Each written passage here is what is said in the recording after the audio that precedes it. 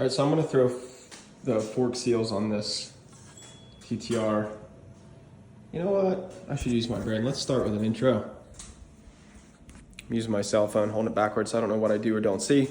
It's coming towards the end of January here in Pennsylvania. There's tons of snow, a couple inches of snow on the ground. We rode today in the snow, that was cool. But back to the TTR build. This would be part 5. So if you're following along, I know super cinematic, awesome quality video, but we're getting closer on this build, so hopefully you stuck with me. Anyway, putting the fork seals and wipers on this YZ85 fork. I don't have the correct seal bullet, so I'm gonna try the old clear packing tape trick. So we'll see how it goes. So the clear packing tape, this is actually Tyvek house wrap tape. Same concept, super thin. All it does is takes away those edges where that bushing goes. Slide the seals right on without cutting them. Works great. All right, so the axle lugs are on. Quite the process, cartridge is in. But I'm gonna show you again, since I didn't video it, I just talked about it. Not gonna lie, I didn't video it because I wasn't real confident that it was gonna work, but I'm gonna Tyvek tape that end where the fork seal bullet would go, and we'll see how it goes. All right, so I think clear packing tape is the trick, but I did Tyvek tape because that's what I have in the garage.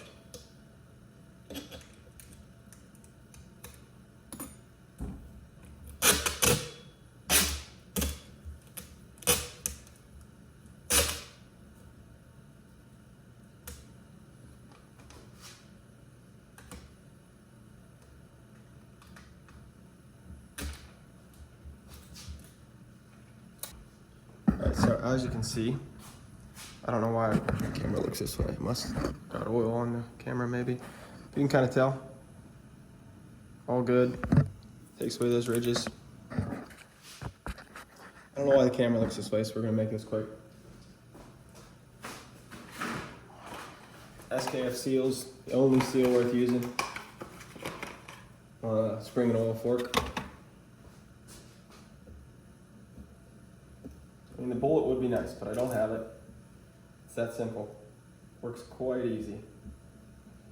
It's literally painless. There's no way. It's not nicking your seals. Works awesome. Yeah, works awesome. I mean, I would obviously suggest using the correct seal bullet, but I don't have a 35 millimeter, whatever the heck this size, I forget what it is, seal bullet. I only have the big bike ones, so clear packing tape or Tyvek tape works just fine.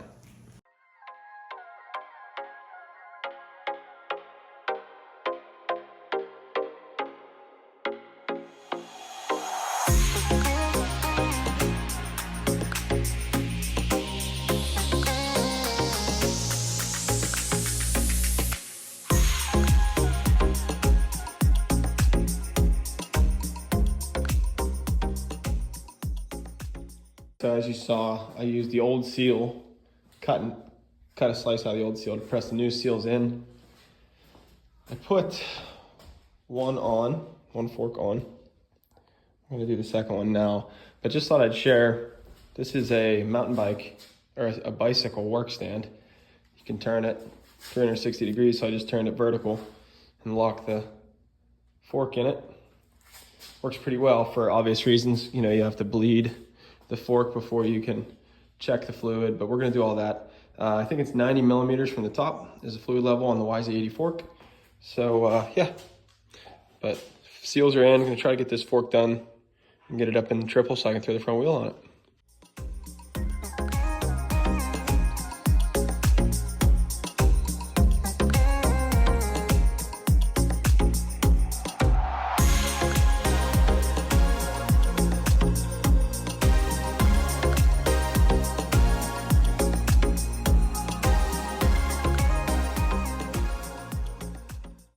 All right, time to rebuild this front brake caliper because the front end's on. I'm sure the forks are gonna have to be adjusted up a little bit. I have no real idea where that rear is gonna end up because currently there's zip ties in place of the shock because it's at Pro Action. But yeah, we're close. So I'm gonna get that caliper on. Also because the Galfer brake hose that Motorsport sent me, I think is way too long. So next step is rebuild this caliper. It's Cerakoted. I forget what this color is called, but it's bronze. All balls, rebuild kit, pretty basic. Throw it back together real quick and get it bolted on there.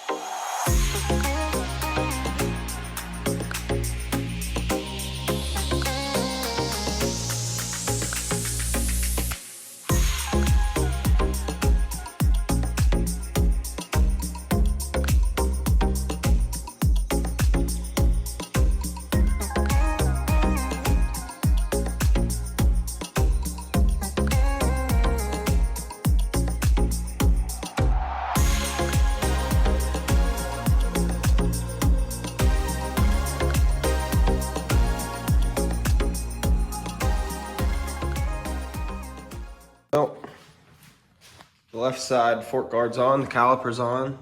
The brake hose that I thought was way too long from Galfer, but then realized that it's supposed to be routed down through the guard around the bottom, which I don't love. Because one of the races I want to do with this bike is the Gobbler at Switchback. And it's gnarly in the woods. I mean, maybe woods guys think that the Gobbler isn't gnarly, but to me, it's very gnarly. And I'm afraid that that might get smashed, but at any rate, it's on and looks cool. Starting to take shape, which I appreciate. But we're stripped out, all three of them. I'm sorry, this one I drilled out to get the bolt out because it was broke off in there when I got the forks apart, but that one's okay. These two are not, so I gotta go bigger.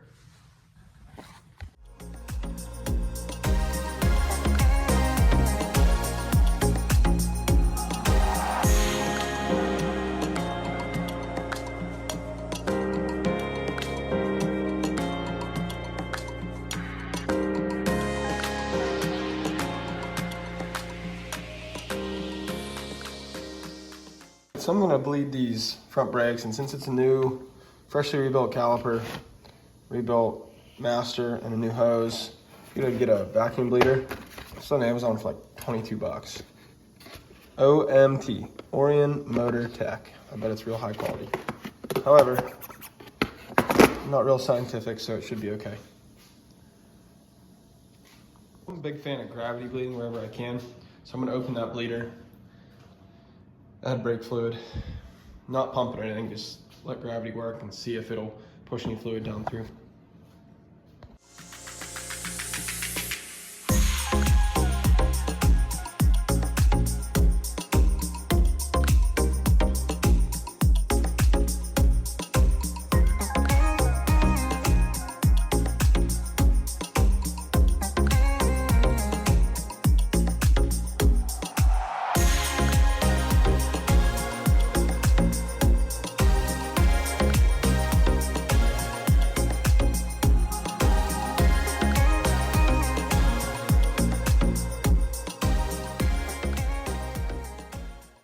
right, so finally time to tear the bottom end apart. I'm sure you already know.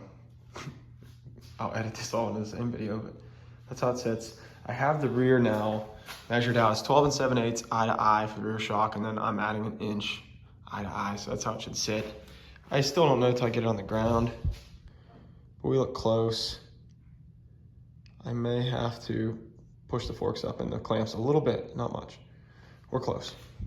Anyway, now it's time. They said this bottom end, you can see there's metal down in it. I don't know, it already had, somebody took the top end apart, so I don't know what to expect, but I'm gonna get into it, see what happens.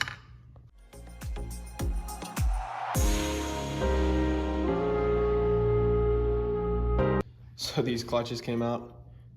I'm squeezing them, I can't even push them apart. They came out as a brick. Stuck together, they look pretty roasted. I'll change them anyway, but this is the part that makes me nervous. Somebody's been in here. Not ideal.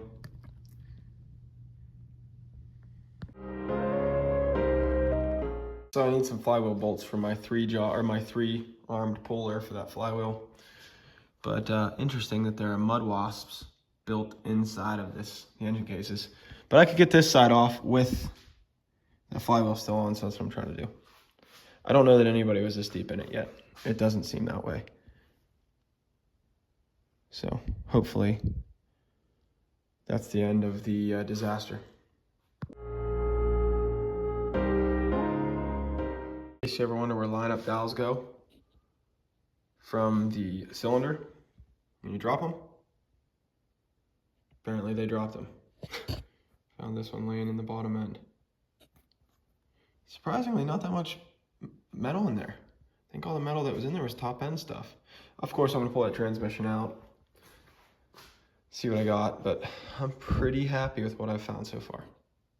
Gotta pull this transmission up out of here whole.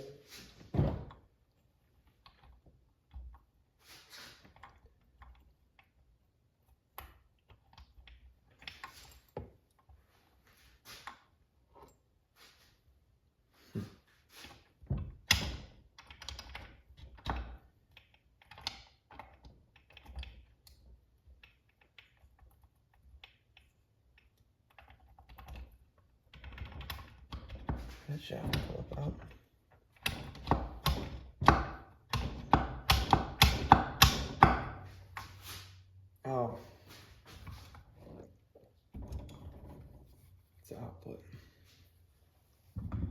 Let's see if we can give it some channel tap.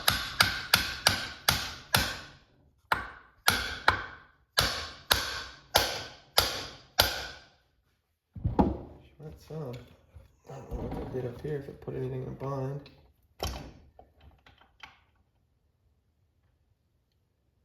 Shift drum. No bushing on that? No washer? Okay. Come on.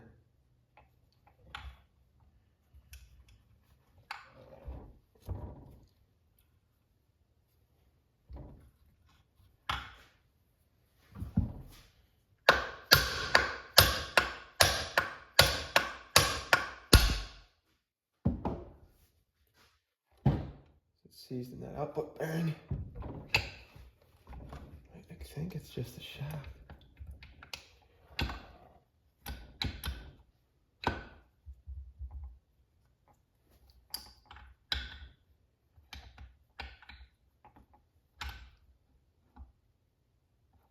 I would say so. Yeah, that one's out. Okay. Just keep hitting her. She's going.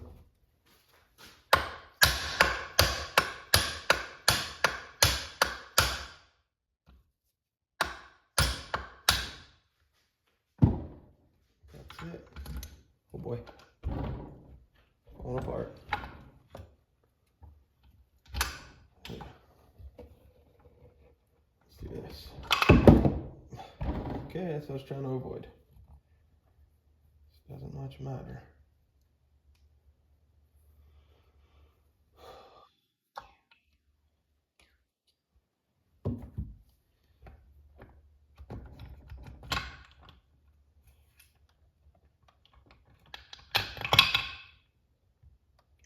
am I stuck on?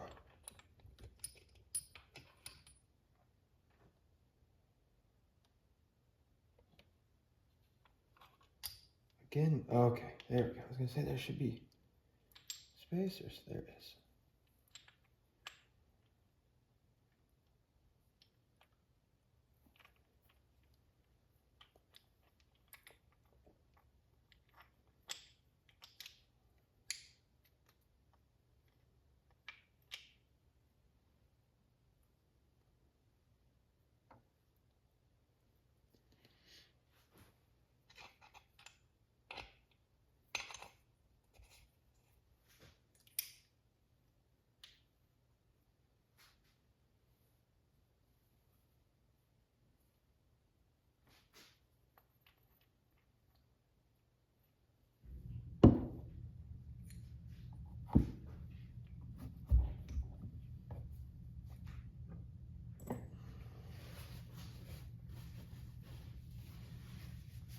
I could get this counter shaft out here, can't I?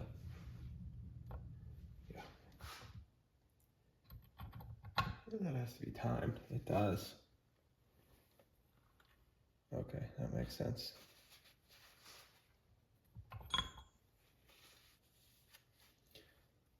These bearings don't feel that bad. I think if I'd have just put a top end in this, it would have been okay. But it's an awful lot of sludge in there. I don't know that it ever got oil changes. So I would rather take it apart and be sure. If I could get that flywheel off, this thing would be the whole way torn down tonight. There's a cigarette butt. The things you find in the bottom end of engines. That's interesting.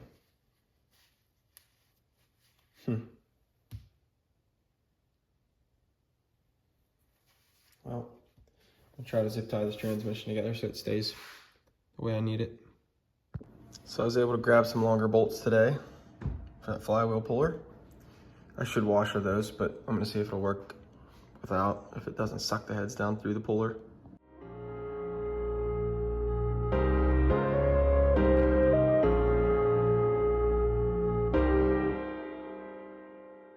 I should have switched over to regular video before I started putting heat to that because I had it under some pressure. And it popped off there pretty hard, and it's probably not gonna show it very well in time lapse. Maybe I can slow it back down when I edit it, but I doubt it. But yeah, it's off there. So now I can get that crank out of there, timing chain off. I'm just trying to get these cases stripped down so I could send them off for Cerakote. So now that the crank's out of there, I still have to strip this head, which should be easy. I'll start pulling some seals and knocking these bearings out. Like I said, I'm just trying to get these cases to where I can send them off to powder. And we'll go, Cerakote. And I can worry about putting it back together and buying seals and bearings and all my parts.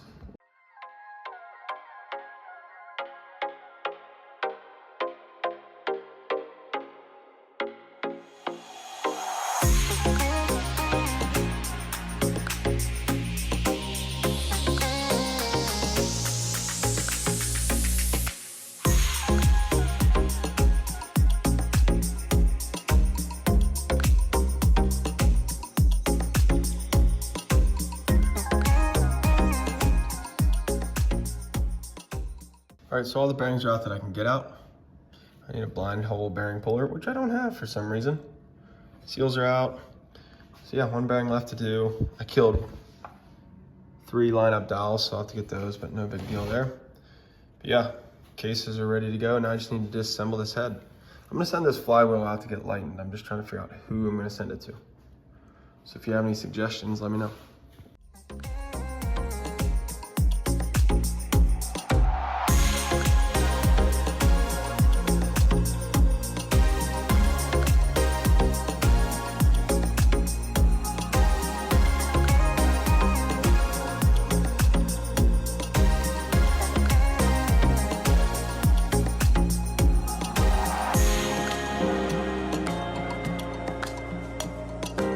So there's a slide hammer attachment that shows pulling these rocker arm shafts out because they're basically pressed in. They don't want to come out. I just tried a couple ways. Here's what I came up with. The correct bolt, I think it's M8125, with a socket that'll fit down in there, washer and a nut to spacer it. And as I tighten that, that should suck that rocker shaft up out of there, we'll see. But also, I'll have to probably keep spacering it up as I go. So I'm gonna leave this on regular video, not time lapse. Kind of might be able to catch it. I don't know. It may not work at all. But if it does, it'd be cool to catch it on video. 13mm. Yeah. I'll do this by hand, not with an impact.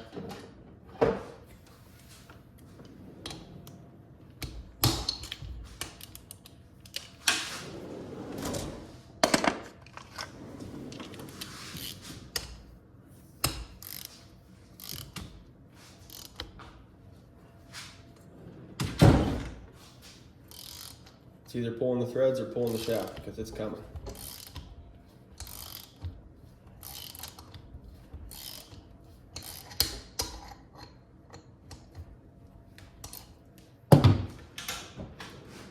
Pivot head ratchet was not the move.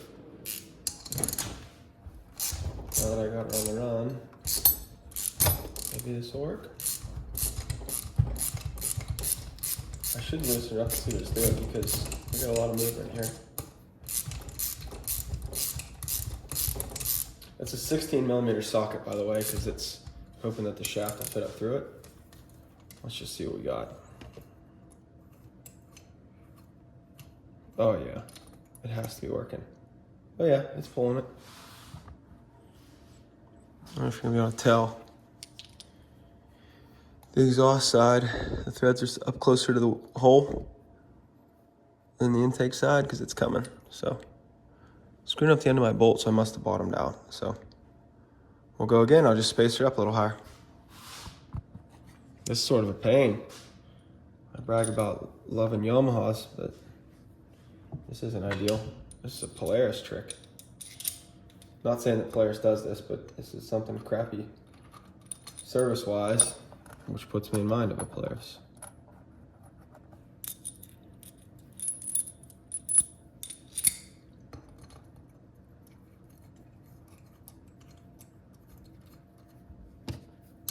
Piece of all thread might work. Oh, you know what would be nice? All thread, I could thread it down in and then thread the nut and it would just draw it up out. This works for now, but I think if I was gonna do another one, I'd get a piece of all thread. Make it a little easier because this is gonna be time consuming. So yeah, you get the picture. Now it works, so I'm gonna speed it up.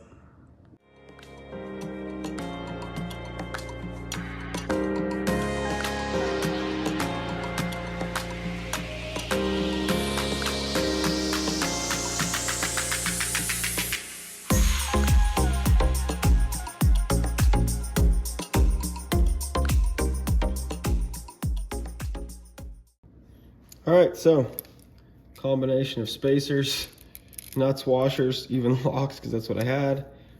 16mm socket. And then at the end, just prying them out because they start to spin once they start getting out. But pry it out, and out comes the rocker arm and the rocker shaft. So now I can get the valve spring compressor in there and get the valves out. But for now, we'll get the other rocker shaft out, get the cam out.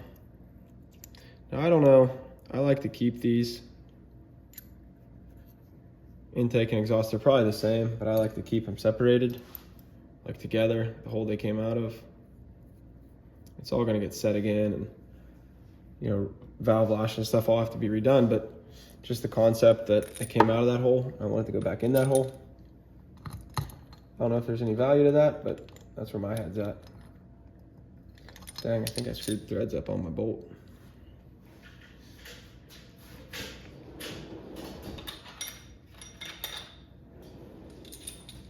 I just bought these bolts for that puller kit to do the flywheel.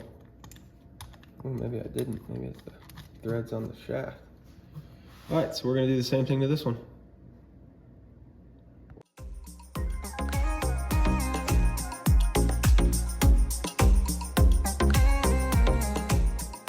This one gave up quite a bit earlier. It's already spinning, so we're just gonna pry it out with a wrench.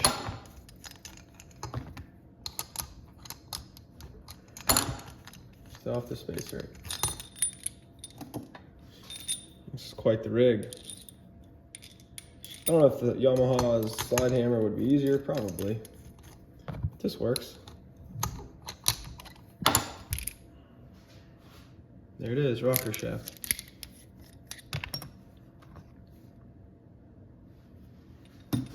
Pull this rocker arm out. And whatever combination, the other one wiggled out. I was hitting with an impact. Oh, that one fell out the other side. You know what, let's pull this camshaft out. That should make it a little easier.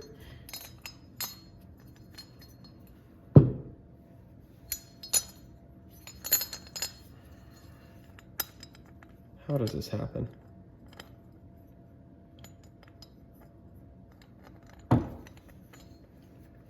Probably get it to fall through that cam hole.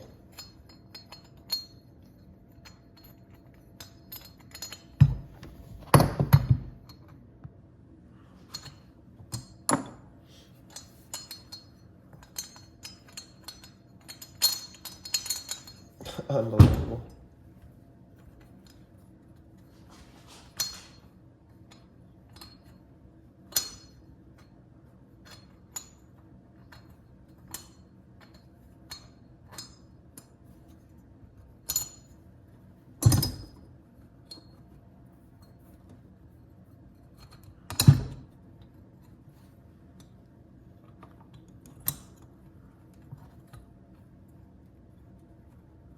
I don't understand why that thing won't come out. Can't even be mean with it and get it to come out.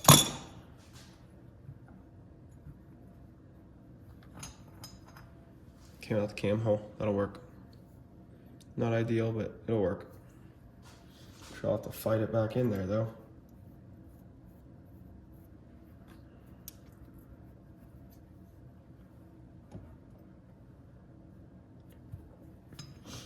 Now valve spring compressor. I put the spark plug in this so I could test those valves, see if they were bent. And now it's gotta come back out. All right, so we're stripped to that point. I gotta take a minute and clean off the top of this box before I get the valve spring compressor out because I just have too many tools out and it's driving me nuts.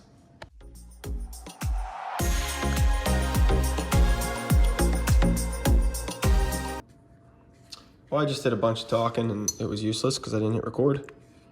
But you can see that valve seal. Let me see if I can zoom it in. See the valve seal in there.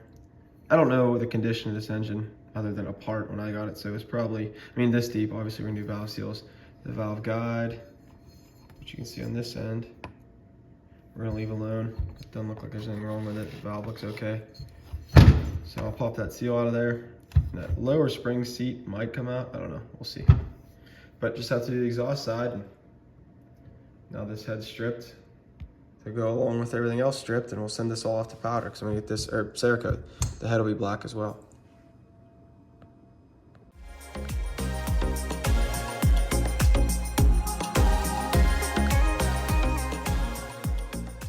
Okay, so I was running my mouth about how nice these valves looked. Exhaust valve was quite a bit worse, but I think it's savable. I don't know, I would say, oh yeah, there's chunks of metal stuck to it. That piston that obliterated. So I am gonna put an exhaust valve in it. Actually, let's see if that seat's even worth saving. Yeah, it looks okay. Before I buy an exhaust valve, I'll try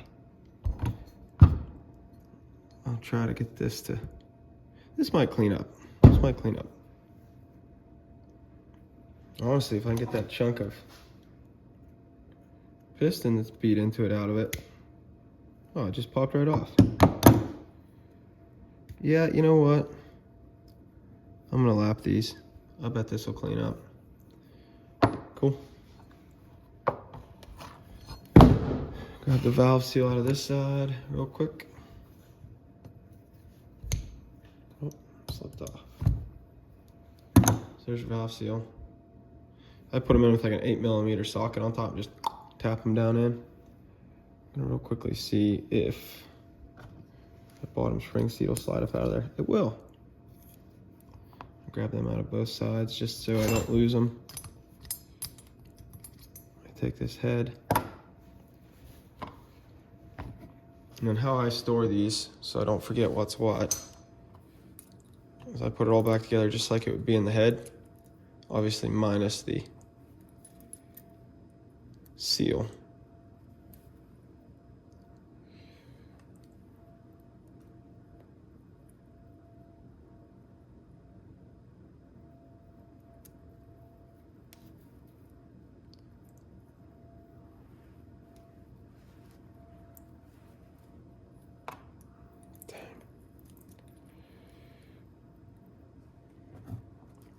These are a lot easier to do, but you can see how hard they are to deal with. They're tiny and covered in oil. It's a lot easier to do outside the head, but that's how they seat in there. So now that valve's complete, the way it came out of the engine. They're different sizes, intake to exhaust, so you can't really screw it up. But again, I like to keep them. They're not polarized. The keepers are the same. Springs are the same. Seats are the same. Spring seats are the same. They're not polarized in any way. They're the same part number. But maybe it's just a little OCD. I like to keep them in the valve or the cylinder that they came out of.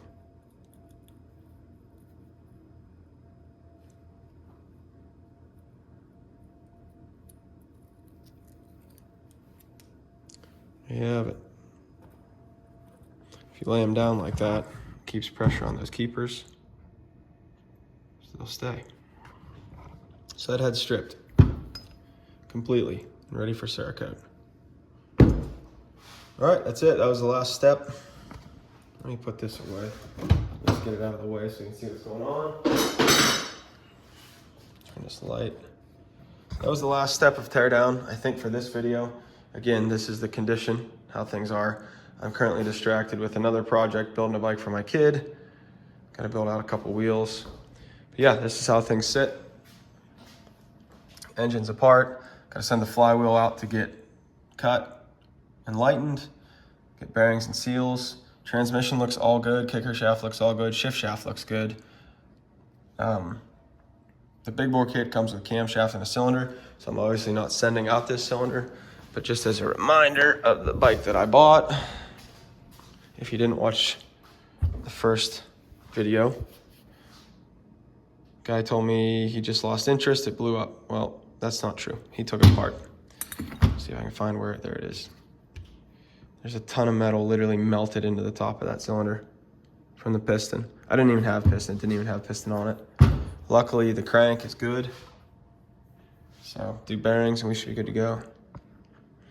But this cylinder is basically going to get thrown away. I'll keep it for now. I don't know, I might hang on to it because it's definitely, I measured it out in that first video. You could put a 50 or 0.075 over or 0.60, 060 over piston and ring set in this thing and it'd be okay. So it could work for somebody, maybe even myself. I don't know. I don't really have any intentions of building another TTR.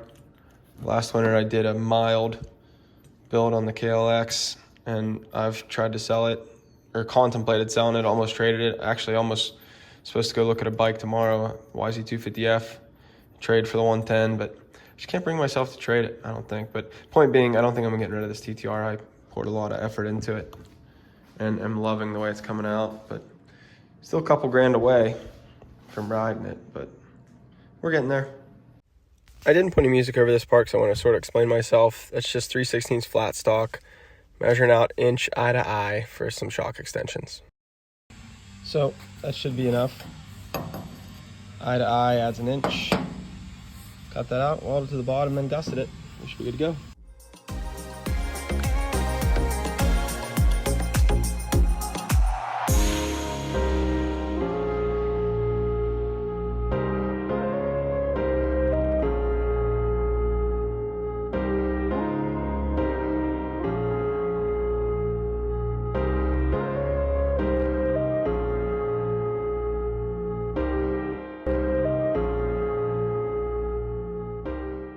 So this gains me an inch eye to eye on my clevis.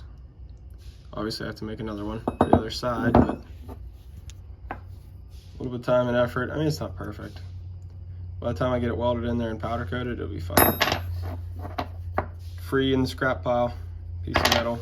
Add an extension to this clevis because nobody really makes a shock extension for the TTR 125. I know Doug Flinter's working on one, It came out a little too tall, so yeah, we're gonna do it this way and see what happens.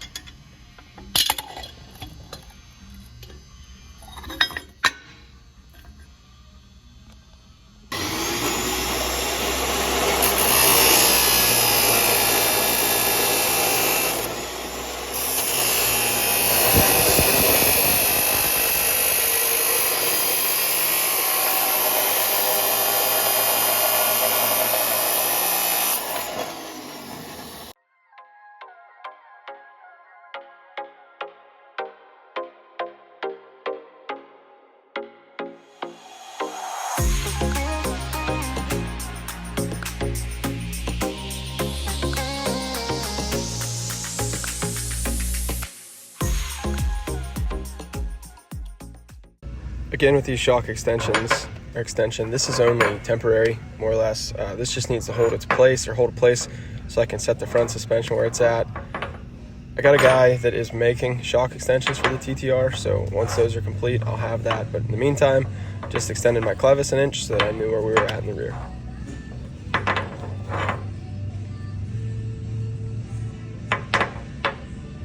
As always, thanks for watching. I really appreciate it. These TTR build videos are not cinematic or entertaining really in any way.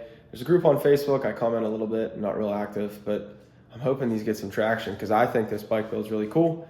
And the 100 or so views it's gotten and a couple comments and a couple subscribers through these videos, I really appreciate, because I think it's really awesome. And this bike is really, I don't know, just it came together in my head the way I wanted it to see and look, or wanted to see it and the way it looks and hopefully runs. And yeah, I'm happy and kind of pumped about sharing it and sharing the build and hoping, you know, I like doing these, especially in the winter time. So if it becomes something, that'd be cool. You know, I'm not trying to get a bunch of subscribers and make something out of this YouTube thing, but it's kind of cool to share it. I enjoy videoing it. So thanks for subscribing. That was a long-winded version of saying thank you for watching. Thanks for subscribing. I'd appreciate a comment. And yeah, catch you on the next one.